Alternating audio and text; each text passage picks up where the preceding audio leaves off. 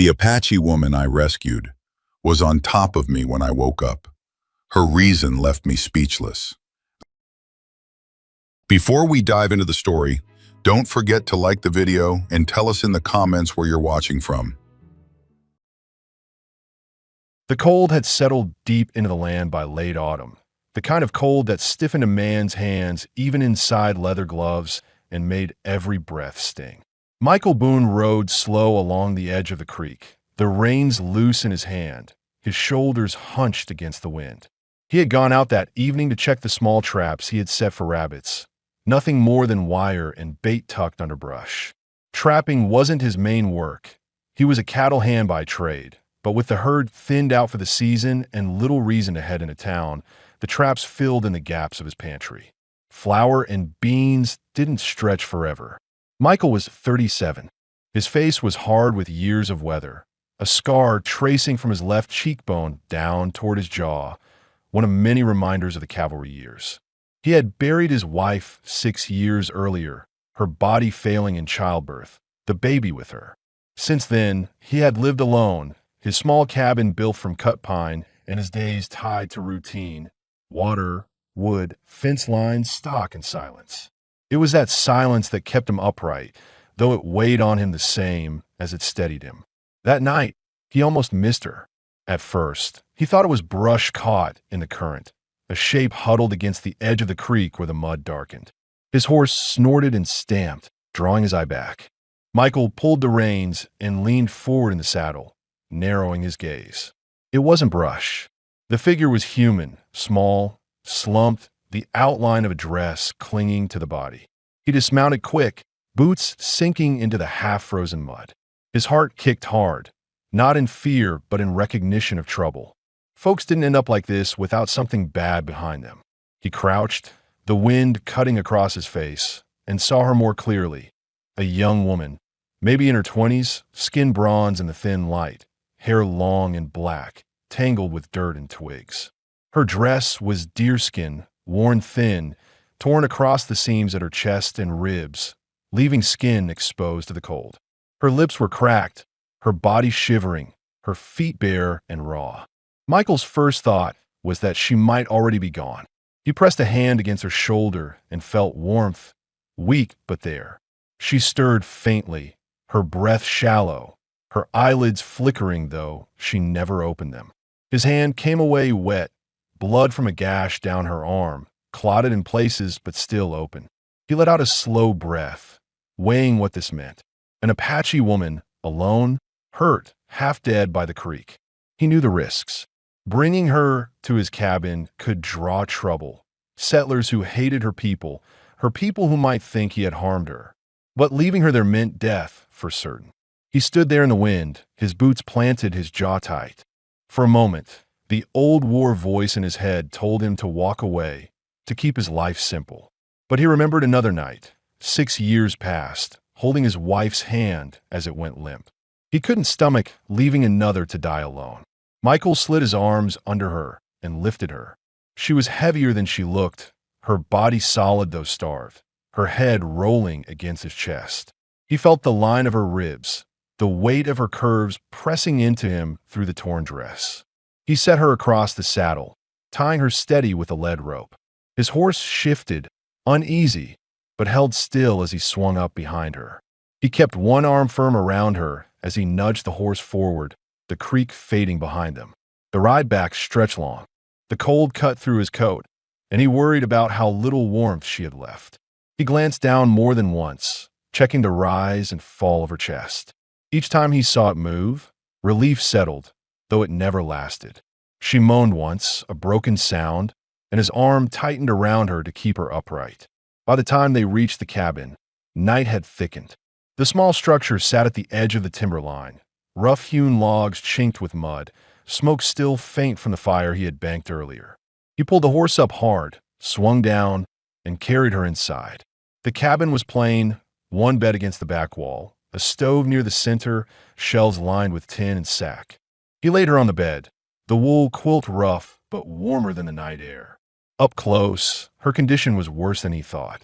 The cut on her arm was deep, the edges jagged as if made by stone or blade. Her dress was torn so badly across the bodice that half her chest was exposed, the fabric stretched and split. He forced himself to look past it, focusing on the wound, the trembling, the shallow breaths. Michael dug for his tin of clean rags, poured water into a bowl, and began cleaning the blood. She jerked weakly when the cold water hit her skin, a small gasp leaving her lips. He pressed firm until the bleeding slowed, then tore strips from an old shirt and wrapped her arm tight. He tucked the quilt around her shoulders, pulling it high to cover what the dress could not. He stood over her for a long moment, breathing heavy, his mind working fast. Who was she? Why was she alone? Was someone hunting her? The questions pressed hard, but answers would come later. Right now, she needed to live through the night. Michael stoked the fire high, throwing on split logs until the cabin filled with orange light. He dragged the chair close to the stove, sat with his rifle leaning against the table, and set his eyes on her. His body ached from the ride, but he didn't let himself relax. He listened to the wind pressing against the walls, the crackle of the fire, and her faint breathing under the quilt. Every few minutes he looked to her chest, waiting for the rise and fall. He thought of his wife again, the helplessness, the way her hand had gone slack no matter how tight he held it. The memory burned behind his eyes, but he kept it down. This time he told himself he would not just sit by. He had chosen, and he would see it through. The night stretched slow. Hours passed, his eyes burning but open, his jaw clenched against fatigue. The woman shifted once, murmuring words he couldn't catch, then stilled again. He didn't move toward her, didn't try to rouse her. He only sat, watchful, his hands steady on the rifle across his knees. By dawn, Michael Boone had not slept a single minute. The Apache woman was still alive, her breaths weak but even. He stayed in his chair, the fire holding strong, and the cabin no longer felt empty, though the weight of what came next pressed down on him heavier than the night before.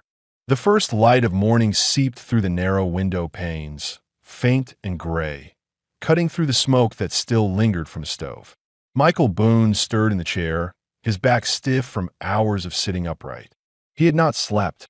The rifle still rested against the table within reach, his boots still on, the coat draped loosely over his shoulders. His eyes had not left the figure on the bed for long stretches through the night.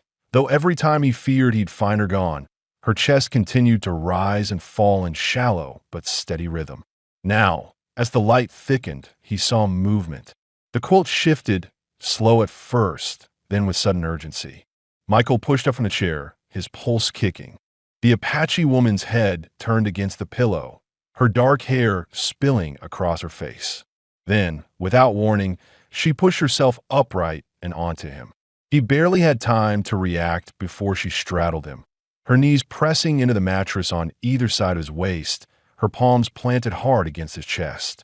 Michael froze, his hands half raised, not out of fear for his safety, but out of shock at the suddenness of it. Her hair hung loose, shadowing her face, her breathing quick and uneven. The blanket had slipped from her shoulders, leaving only the torn deerskin dress to cover her, the fabric pulled tight and gaping across her chest, the split seams exposing skin that should have been hidden. For a moment, the war-trained instinct to shove her off flickered, but he forced it down. She was trembling, not from cold alone, but from fear. Her voice came low, strained, in halting English. "If you put me outside, I die." The words hit him harder than her weight. He realized then what this was, not an attack, not seduction, but desperation. She thought her only chance of safety lay in offering herself, in making sure he had a reason to keep her close. Michael swallowed, his chest tight. He set his hands gently on her forearms, steady but firm. His voice came out rough, sleep-starved. "I don't put people out." She searched his face, her dark eyes sharp, almost unbelieving. He held her gaze until the tension in her shoulders slackened, and she sagged forward, resting against him. He could feel her ribs press against his chest beneath the thin fabric, could feel her shivering ease just a little. For a long while he didn't move, only let her stay there. His mind turned over what had been left unsaid the night before, questions that gnawed at him. Who was she running from? Why had she been alone by the creek, half frozen and bleeding. Had someone tried to kill her? Or had her own people cast her out? Those questions hung heavy, but he kept them silent. Words could wait, survival could not. Michael eased her back onto the bed, pulling the quilt up firmly this time, tucking it around her shoulders so she was covered. She didn't fight him, didn't look away either. When she finally closed her eyes, he stepped back, exhaling through his nose, the knot in his chest pulling tight. He busied himself with the stove, scraping out the ashes, throwing in fresh wood. The fire crackled, light pushing against the dim corners of the cabin. He set water to boil, spooned coffee grounds into the pot. He thought of what else she would need. Food, a stronger bandage for the arm, clothes, since hers were barely holding. He glanced at the half-built shelves against the wall where he kept spare shirts and trousers. Rough work clothes that would hang loose on her, but serve better than the rags she wore. When he turned back, she was watching him. Her eyes followed his every movement. He realized then that she was measuring him, testing if his words about not putting her out were real. Michael sat on the edge of the chair again, resting his forearms on his knees. He kept his tone even serious. "You're safe here. No one's going to touch you." The words came harder than he expected, heavy in his throat, because saying them meant a choice. If someone was after her, they'd eventually come to his door, and he'd be standing between. She didn't answer, but she didn't look away either. When the coffee was ready, he poured her a cup and set it on the small table beside the bed. He tore bread from a stale loaf, placed it with a strip of dried venison on a tin plate. She hesitated, her hand trembling as she reached. He watched her chew slowly, her jaw tight, as though she expected him to snatch the food away. He let her eat in silence, his own cup warming his hands. The quiet stretched long. Michael's thoughts circled back to what the folks in town would say if they knew. A white man alone in a cabin with an Apache woman. It would stir talk, and talk could turn to trouble. He had no fondness for the town anyway. He went only when necessary. Flour, salt, nails. He kept to himself, and they left him alone, more out of indifference than respect. If they saw her, it would change. But as he looked at her, wrapped in his quilt, fragile yet unbroken, he knew he wouldn't send her back into the cold. He didn't know what tomorrow brought, or who might come looking, but he'd already decided. She would stay until she could walk on her own, until she chose otherwise. The woman set the empty tin back on the table. She said nothing, only pulled the quilt tighter, her dark eyes fixed on him. Michael felt the weight of the silence press down between them, heavier than any words. He leaned back in the chair, the rifle within reach, and thought of how this night had changed everything. He had gone out only to check traps. Instead, he had brought home someone who might drag the past to his door or give him a reason to start living again. As the morning wore on, he rose and went outside to haul water from the creek. The air was sharp, the ground frozen solid. He moved quick, uneasy about leaving her alone in the cabin, even for a few minutes. When he returned, she was still there, still under the quilt, her gaze following him as he set the buckets down. Something in her look had shifted. Not trust, not yet, but the faintest recognition that he had kept his word. The day stretched forward, uncertain. Michael had no answers for who she was, what had driven her to collapse by the creek, or whether danger would follow. But the first decision had been made. She was alive, inside his cabin, and he would see that she stayed that way. That was enough for now. The day after she first woke in his cabin, Michael Boone rose early. He had only slept in short bursts, his body trained to stay half alert the way it had been in the cavalry. Dawn filtered through the small window, lighting the rough interior of the cabin. The wooden shelves stacked with tins and sacks, the rifle leaning near the door, the one bed with the Apache woman still curled beneath the quilt. She was watching him again, her dark eyes steady, as though she still expected him to vanish or push her out into the cold the moment his patience thinned. Michael pulled on his coat, stepped outside, and split wood until the sweat under his shirt turned cold against his skin. His thoughts pressed hard while the axe bit into the logs. Who was she really? He had carried her home half dead, but now she had eaten. She had strength in her stare. She had said almost nothing beyond that first desperate plea. The questions circled.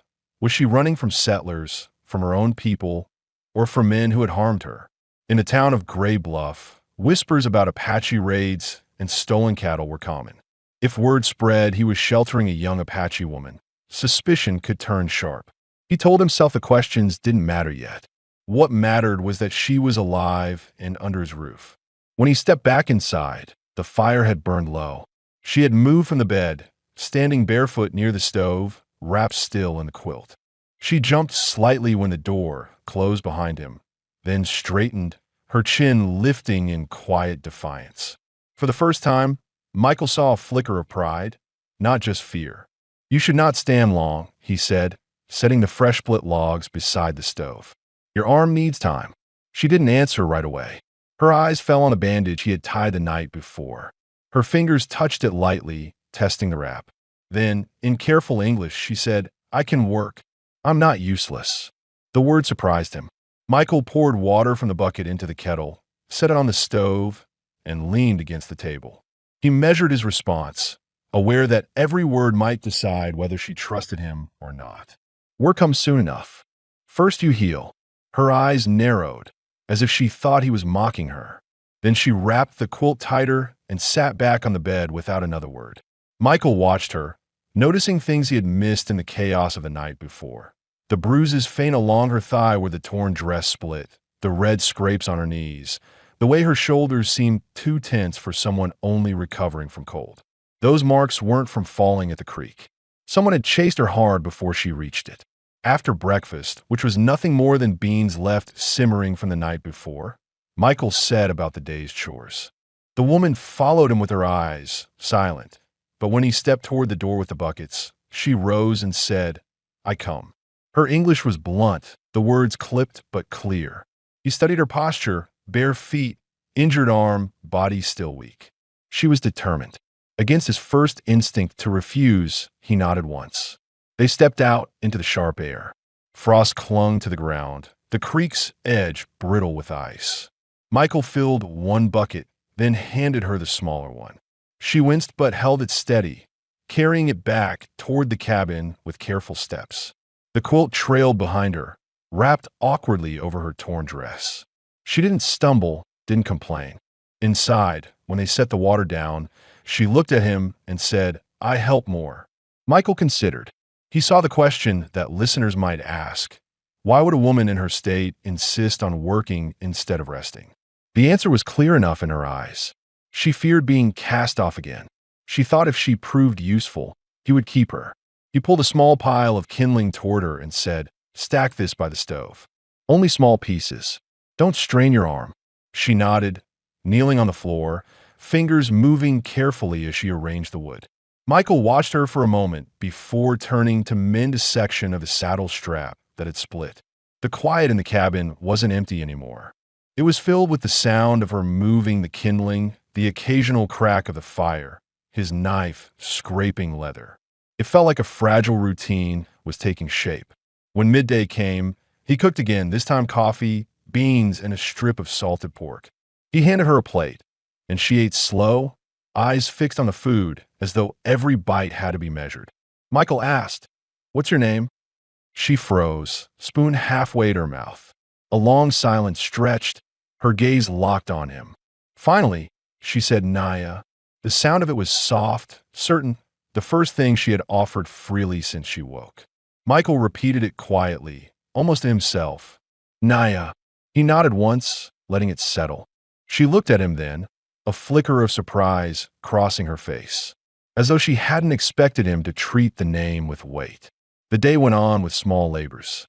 He checked the fence line near the cabin while she watched from the porch, wrapped in the quilt but standing tall.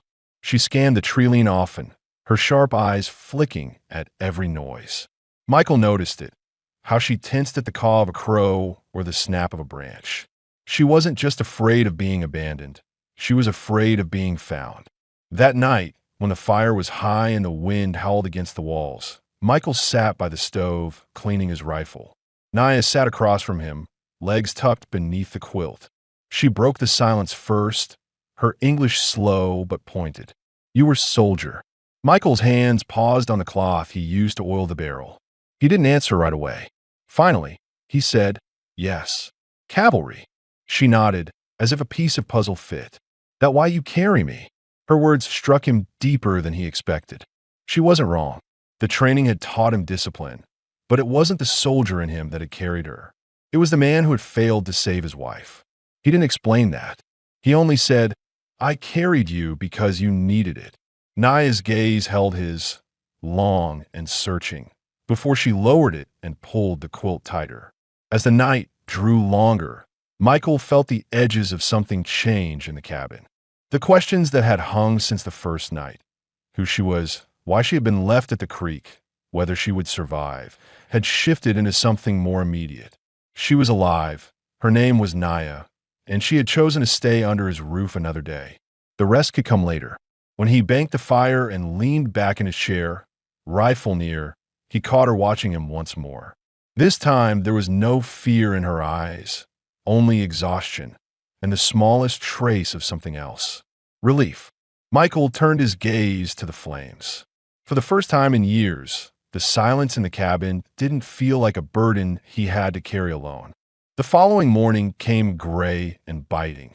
The kind of morning when frost clung stubbornly to the ground and the creek's surface cracked under the smallest touch. Michael rose early as usual, pulling on his boots with the heavy, practiced rhythm of a man who had lived alone too long.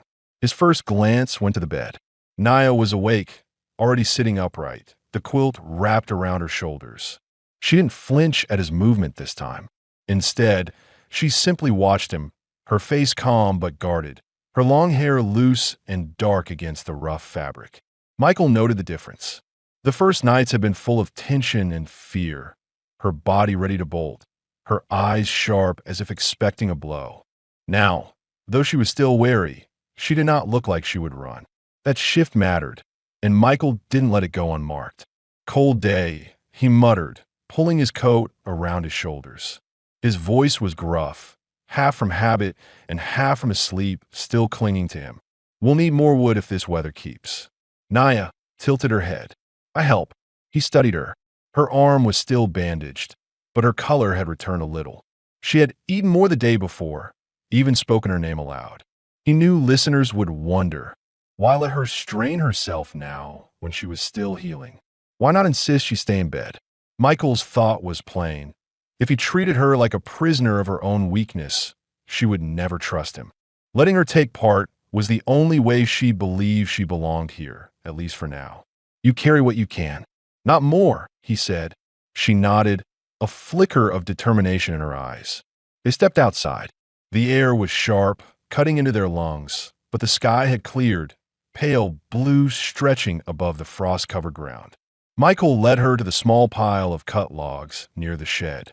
He showed her how to separate the kindling, how to stack the thicker pieces by size. Her movements were clumsy at first, slowed by the bandaged arm, but she didn't complain.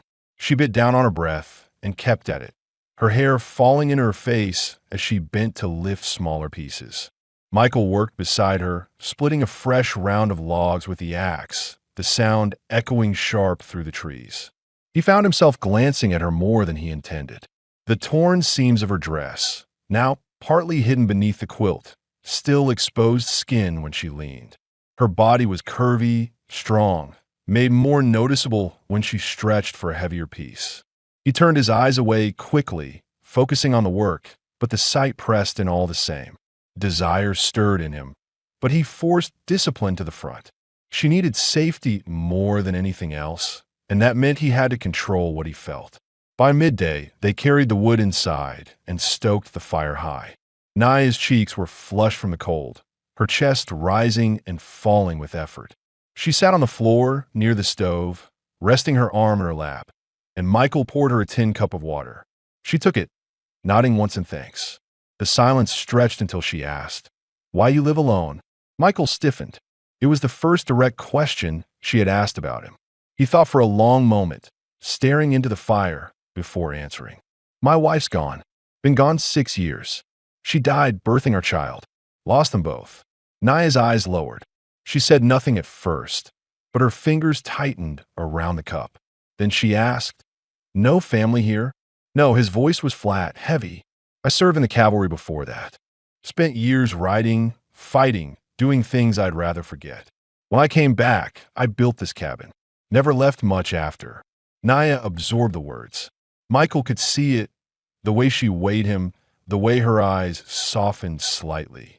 Listeners might have wondered why he had chosen to take her in when doing so could bring danger. The answer lay here. He had already lost everything that once tethered him. Carrying her from the creek had not been duty alone. It had been a refusal to let another life slip away when he could still act. Later that afternoon, Michael took her to the fence line. The rails had sagged under last week's wind, one post tilted loose from the earth. He handed her a short-handled hammer and pointed. "We'll set it back straight. You hold. I drive." She crouched low, her bare feet pressed into the frost, holding the rail steady while he swung the mallet. The post thudded deeper with each blow. Her face tightened when the wood jarred against her injured arm, but she didn't release her grip. Michael caught the tremor in her shoulders. He stopped, set the mallet aside, and crouched beside her. "Enough. You'll tear the wound open." Her jaw set. "I can." He met her stare, saw the pride burning there. Then, softer, he said, "You don't need to prove yourself. You're here. That's enough." The words seemed to disarm her. She looked away, breathing hard, then released the rail slowly. Michael guided her back toward the cabin, his hand steady at her elbow. That night, the routine was the same. Beans simmering in the pot, coffee boiling, the wind pressing against the walls. But something had shifted. Naya sat on the edge of the bed, wrapped in a shirt now instead of the torn dress, the quilt draped across her lap. She had found it folded in the trunk when he stepped out to the shed. The sight of her in his clothes struck Michael harder than he expected. His shirt hung loose on her, slipping at the collar, showing the line of her neck and chest, but she wore it with no shame. As they ate, she asked quietly, "If men come here, what you do?" Michael set his spoon down, meeting her gaze. "Depends who they are. If they come to harm you, they'll find me first." Her lips parted slightly, as though she hadn't expected that answer. She nodded once, slowly, and returned to eating. When the plates were empty, she pulled the quilt closer and lay back on the bed. Michael sat in his chair by the fire, cleaning his rifle. His thoughts turned over everything that had passed since he found her. He had questions, too many, but he could not force them. Trust was earned in silence as much as words. As the firelight flickered across the room, Naya spoke once more, her voice almost a whisper.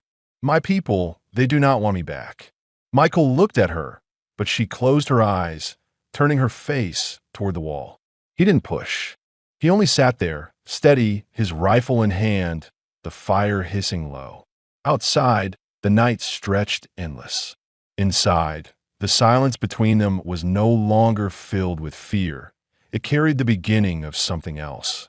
Not comfort, not yet, but the fragile start of belonging. The days settled into a rhythm neither of them had expected. By the fifth morning since Michael had carried her from the creek, the air outside had grown harsher, snow threatening in the heavy gray sky, the kind of weather that made a man take stock of every chore left undone. Michael pulled on his coat, filled the stove with fresh wood, and then glanced toward the bed. Naya was already awake, sitting upright in his shirt, the quilt wrapped over her legs. She had color in her cheeks now, a change that eased something in him. He realized there were questions still unanswered, things any man, or anyone listening, would demand to know. Where had she come from? Why had she been left in that state, alone and bleeding? He hadn't pressed before because her strength was too fragile, but now, watching her gather the quilt around her shoulders and rise steady to her feet, he knew it was time. "You said your people don't want you back," Michael said quietly as he poured water into a pot for coffee. His back was to her, but he could hear the faint shift of her weight on the floorboards. "Why?" There was a pause, long enough that he thought she might not answer. Then her voice came, low but clear. "I spoke against men who brought harm to women. They said I dishonored the chief. I was cast out." Michael turned then, meeting her eyes. The words were simple, but they carried weight. He could see the pride in her face, the stubbornness of someone who had chosen not to bow, even when it cost her everything. He understood that kind of loss. He didn't push further, only gave a short nod. "Then you're here now," he said. "And here, no one casts you out." For a moment, Her eyes softened, but she quickly looked away, busying herself with folding the quilt. By midday, the chores pressed hard. The fence needed checking again, and the sky promised snow by nightfall. Michael saddled his horse, led it to the yard, and found Naya already standing by the gate, wrapped in his coat this time. She had tied the sleeves back to fit her smaller frame. Her hair whipped across her face in the wind, but she stood firm. "You don't need to come," Michael said. "I come," she replied without hesitation. He weighed the risk. Her wound was still tender, her body still recovering. But the stubborn look in her eyes left no room for argument. So he nodded once, and together they walked the line of rails stretching toward the timber. The work was rough. Michael hauled the heavy mallet, showing her where the post had loosened. She pressed her shoulder against the rail while he drove it deeper. Her strength surprised him. Her curves and soft lines hid muscle and grit. She bit down on pain when the effort pulled at her bandaged arm, but didn't let go. When the rail finally set tight, she stepped back, her breath steaming, her face streaked with dirt. Michael studied her a moment too long, his gaze caught by the loose hang of his coat on her frame, the flash of leg where it parted at her thigh. He dragged his eyes away, muttering, "Good work." That evening, snow began to fall. Flakes drifted down in thick silence, dusting the cabin roof, coating the yard in white. Inside, the fire blazed high, beans simmering in the pot. Michael sat at the table, Naya across from him, her dark hair damp from melted flakes she had brushed away. When she reached for her cup, the sleeve of his shirt slipped back, showing the line of her wrist and the strong curve of her forearm. Her eyes met his then, steady, waiting. Something passed between them, wordless but sharp. Michael's chest tightened. He had spent years burying any thought of closeness, walling himself off after the grave under the cottonwood tree where his wife lay. But now, across from him, sat a woman who had chosen to stay in his cabin, who worked beside him, who had looked him in the eye when she said her name. He leaned back in his chair, forcing his voice even. "You're healing. That's what matters first."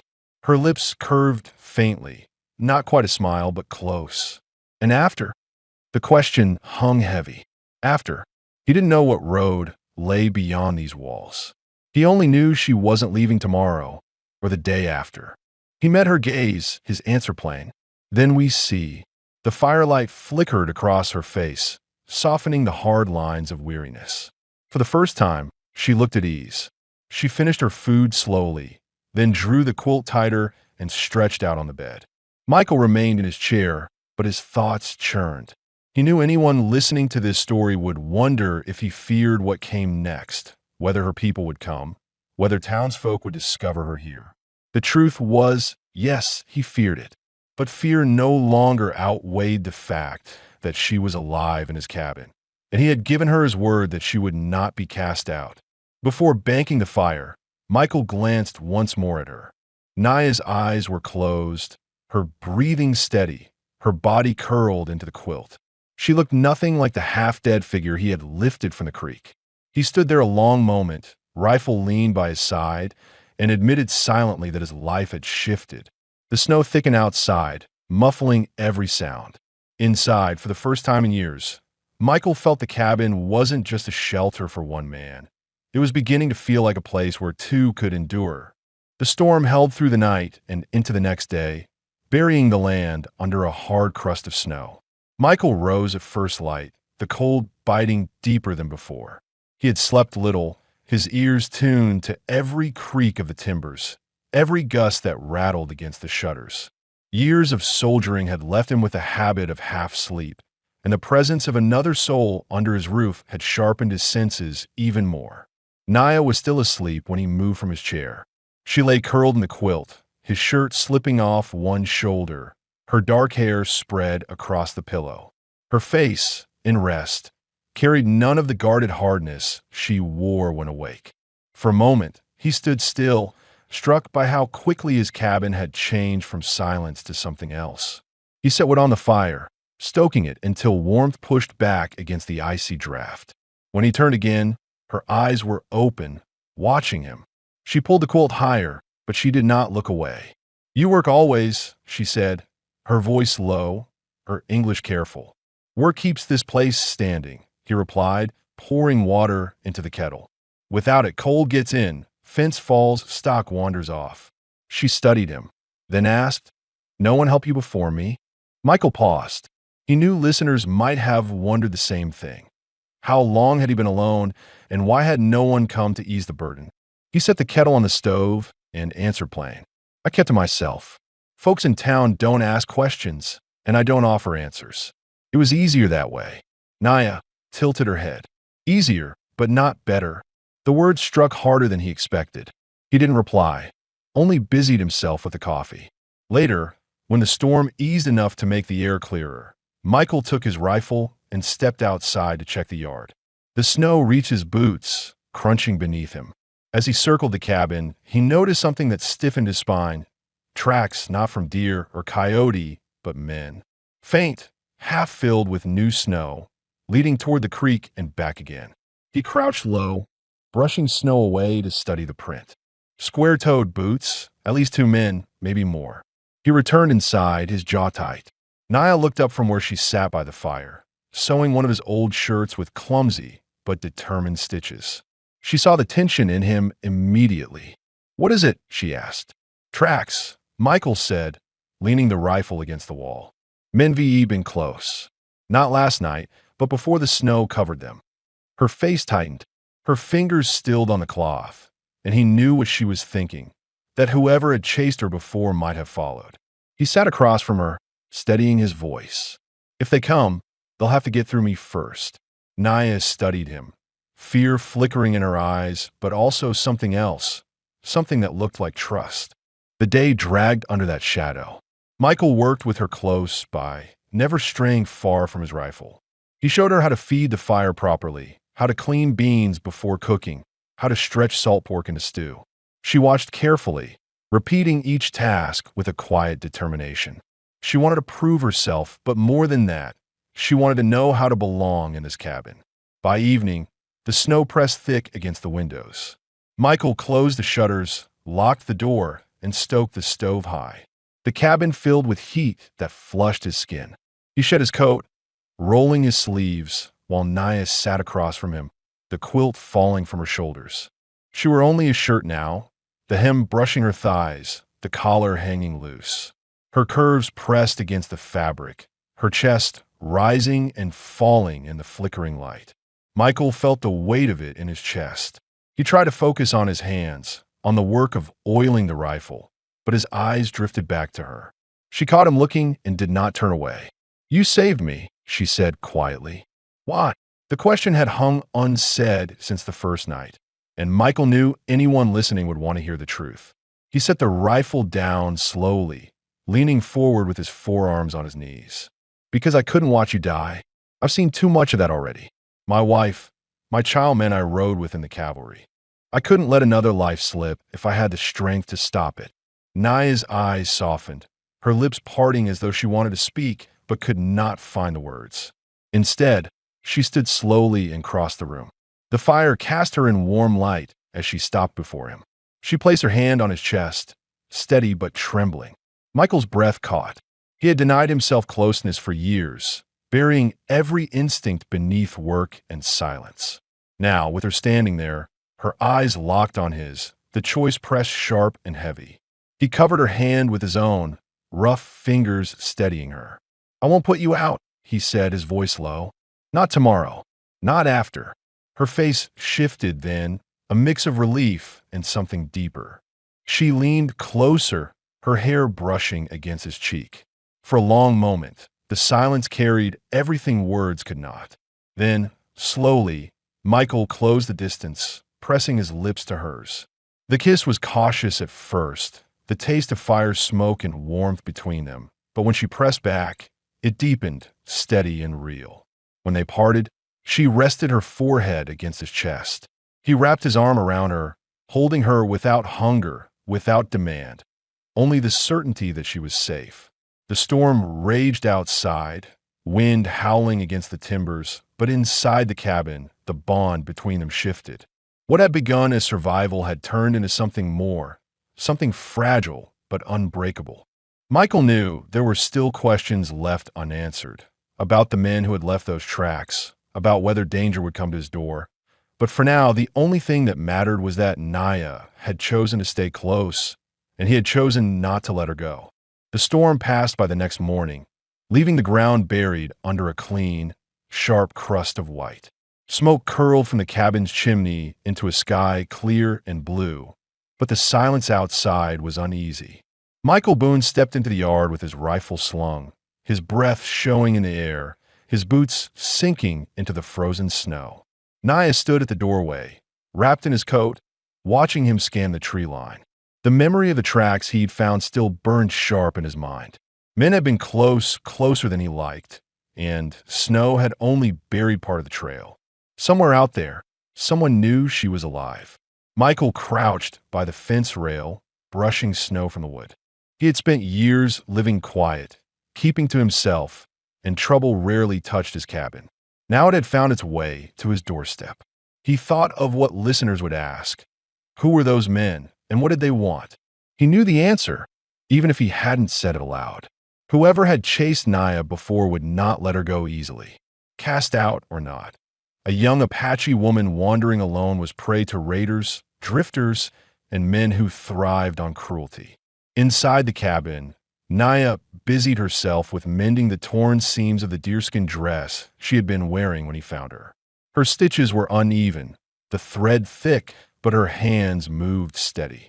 She had refused to remain idle since the night she revealed why she had been cast out, and Michael recognized the weight behind her need to work. It wasn't just survival. It was pride. She had to prove she was not a burden. When he came back in, brushing snow from his shoulders, she looked up quickly, her eyes sharp. "More tracks?" she asked. Michael shook his head. "Not fresh, but the ones I saw yesterday were real." Someone came close. Her lips pressed thin, her jaw tightening. For a moment, she looked as though she might break, but then her gaze steadied. "They will come again." Michael studied her. "You think they're looking for you?" She nodded once. "I ran from men who trade women. They hunt me." The words fell heavy between them, filling in a blank that had hung since the first chapter of her story. Michael understood then why she had clung to him that first morning, why fear had driven her to straddle him in desperation. She had not been running from hunger alone. She had been running from men who had decided her worth was no more than what they could sell. His chest tightened, anger pressing hot beneath his ribs. He had seen enough of that in the war. Men using power to strip dignity from others. He had no patience for it here. "If they come," he said, his voice flat, "they'll have to get through me." The rest of the day passed under that shadow. Michael worked on strengthening the cabin, hauling more wood inside, checking the latch on the shutters. He laid out extra ammunition on the table, cleaned his rifle with sharp precision. Naya watched him, her face unreadable, but he could see the questions in her eyes. Why risk himself for her, a stranger, when he could turn her away and be left in peace? He didn't answer aloud, but the truth sat heavy in his chest. He had already made his choice when he carried her from the creek. Peace without her wasn't worth the silence anymore. That night, the unease grew. The wind had calmed, but Michael slept light, his hand never far from the rifle propped by the bed. Naya lay close, her body curled under the quilt, her breathing steady. Sometime after midnight, the dogs in the valley barked, distant but sharp. Michael sat upright instantly, listening. Naya stirred, her hand gripping his arm. "What is it?" she whispered. "Men, maybe," he muttered, straining to hear past the windless dark. The barking faded, replaced by silence again. He remained awake long after, watching the window until the first edge of dawn returned. By morning, the tension had not left him. He moved through the cabin with sharper movements, his jaw tight, his silence heavier. Naya felt it too. She rose, pulling his shirt around her frame, and helped prepare food, though her fingers trembled.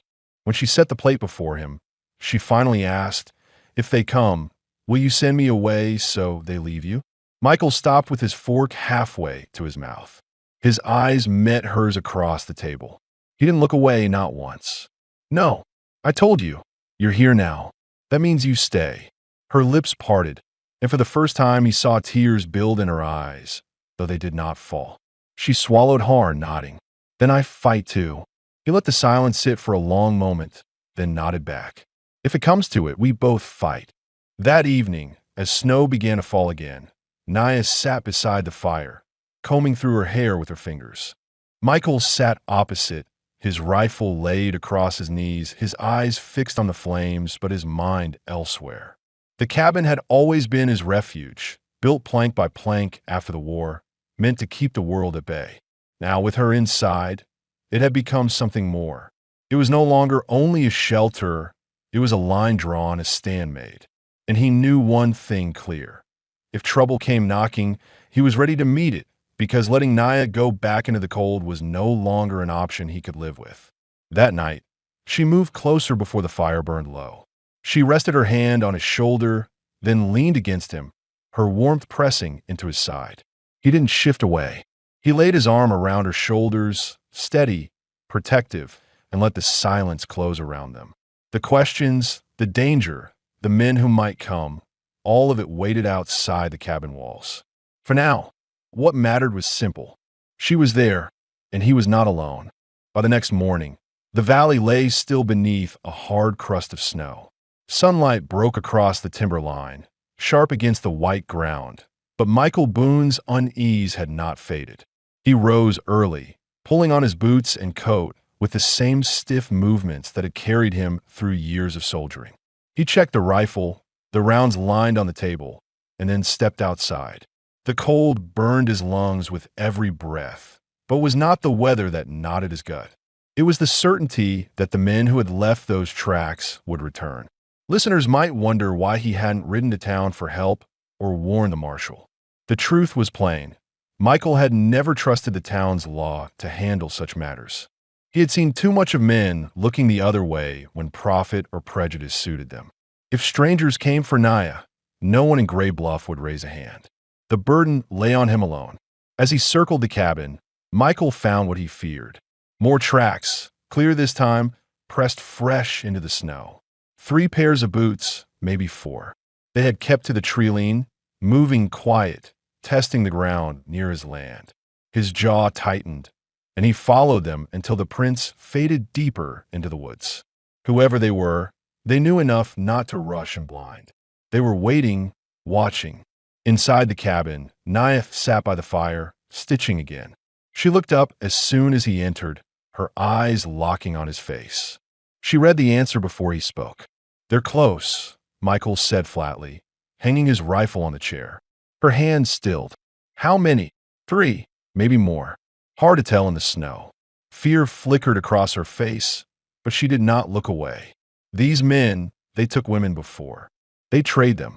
The words filled the silence with weight. Listeners who had followed this story from the beginning might have asked why such men would hunt so far, why risk snow and cold for her. Michael saw the answer in her eyes. Once you escaped such hands, they chased until they had nothing left. She was a prize to them, not a person. Michael crossed the room, kneeling by the stove to stir the coals. His voice was steady but hard. "If they come, we hold them here. They won't take you back." Naya's lips trembled, but she straightened her shoulders. "Then teach me." So he did. He showed her how to reload the rifle, how to check the chamber, how to brace her body against the wall when she aimed. Her hand shook at first, but her eyes were sharp, focused. He corrected her stance with a touch to her elbow, steadying her grip. "Don't fight the kick. Let it move through you." She nodded, biting down on her breath, repeating the steps until her movements grew more certain. For Michael, the act was strange. He had trained men before, but never someone like her. Yet in her determination, he saw the same grit he carried. The hours dragged. They worked, ate little, and waited. Each sound outside, each crack of ice, each crow overhead, set Michael's nerves on edge. He forced himself to stay calm for her sake, but inside, every instinct screamed that the fight was near. By dusk, the sky bruised purple. He heard it, the crunch of boots in the snow, closer than before. He rose from the chair, rifle in hand, and motioned for Naya to stay low.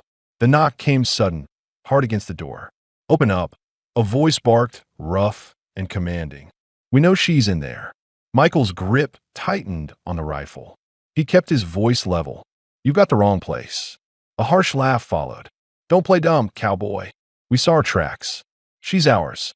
Best step aside before you get hurt." Naya's hand clutched Michael's arm. He glanced down at her, saw the fear in her eyes, but also the fire. She whispered, "Don't let them take me."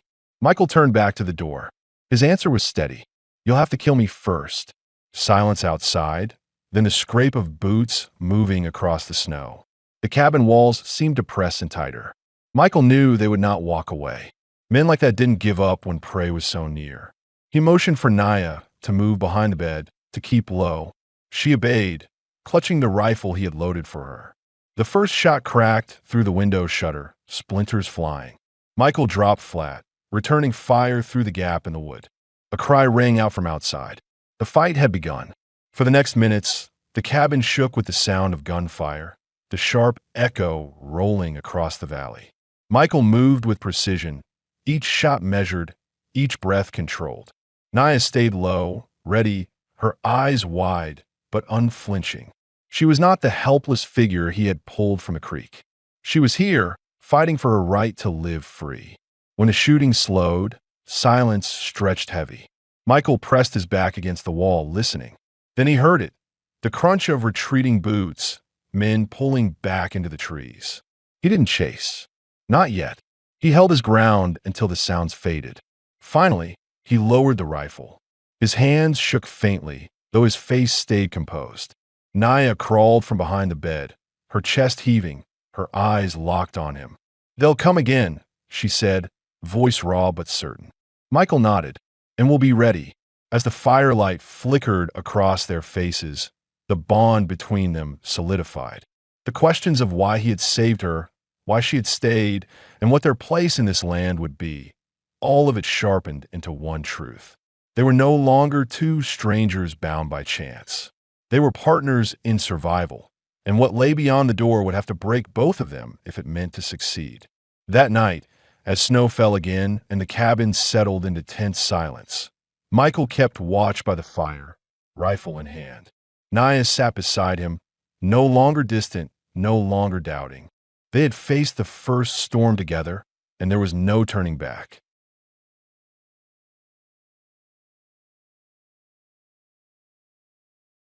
The night after the gunfire was the longest Michael Boone had lived through since the war. He sat in his chair by the stove, rifle across his lap, his ears tuned to every sound outside. The cabin smelled of gunpowder and smoke where the bullet had splintered through the shutter. Naya stayed close, wrapped in the quilt but refusing to lie down. She had asked no more questions, only kept her eyes steady on the door, her body tensed as though she might leap to defend the cabin if it came to it. At dawn, the world outside was still.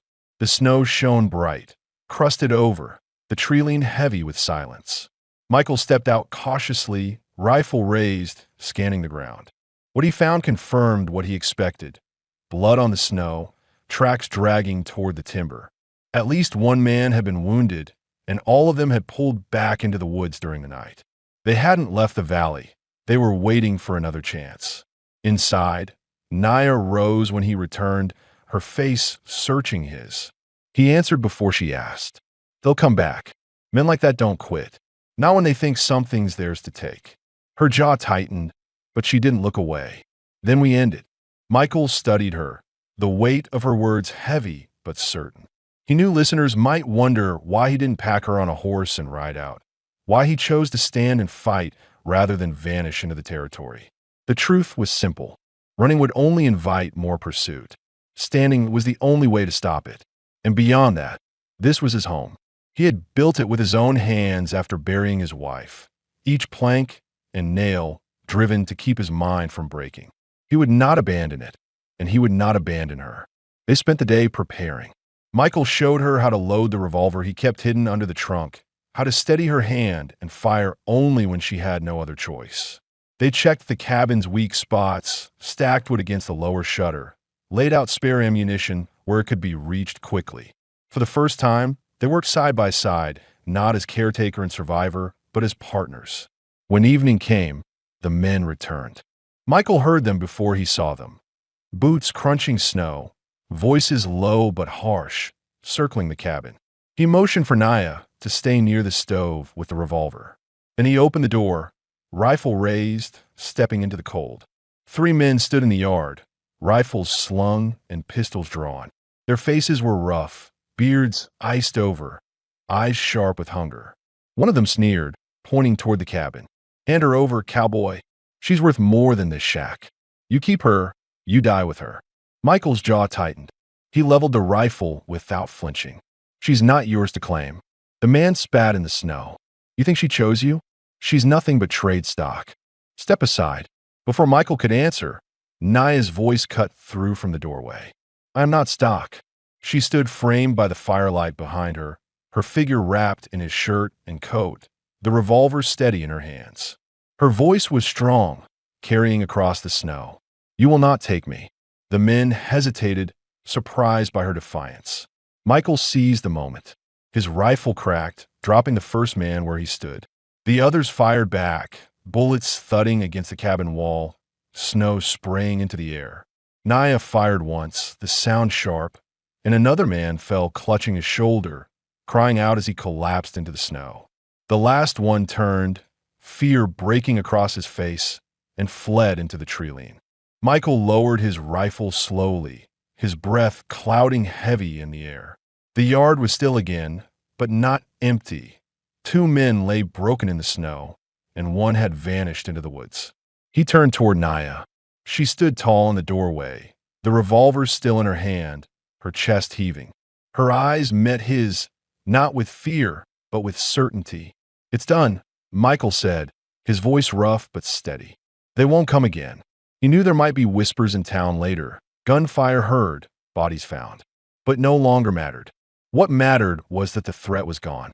That night, as snow fell softly across the valley, Michael and Naya sat by the fire. The rifles were set aside, the shutters mended, the cabin holding strong. She leaned against him, her head resting on his shoulder, the quilt wrapped around them both. "You could have left me," she said quietly. "I could have," Michael admitted. "But I didn't, and I won't." Her hand found his, fingers curling tight. For a long moment, the silence between them carried all that words could not: gratitude, trust, and the beginning of something neither had dared hope for. Michael thought of his wife's grave under the cottonwood, of the years he had lived in silence and routine. For the first time since that day, the weight on his chest eased. He had not replaced what was lost. He had chosen to build something new. As the firelight flickered across their faces, Naya whispered, "Then I stay." Michael pulled her closer, kissing her softly, not with desperation, but with the steady assurance of a man who had finally stopped running from his own ghosts. Outside, the storm had passed. Inside, the cabin was no longer one man's refuge. It was a home shared, a place claimed by choice. The story ended there, with no question left unanswered, no doubt lingering. She was not alone, and neither was he. They had faced death together, and what remained was life, quiet, steady, and theirs to keep.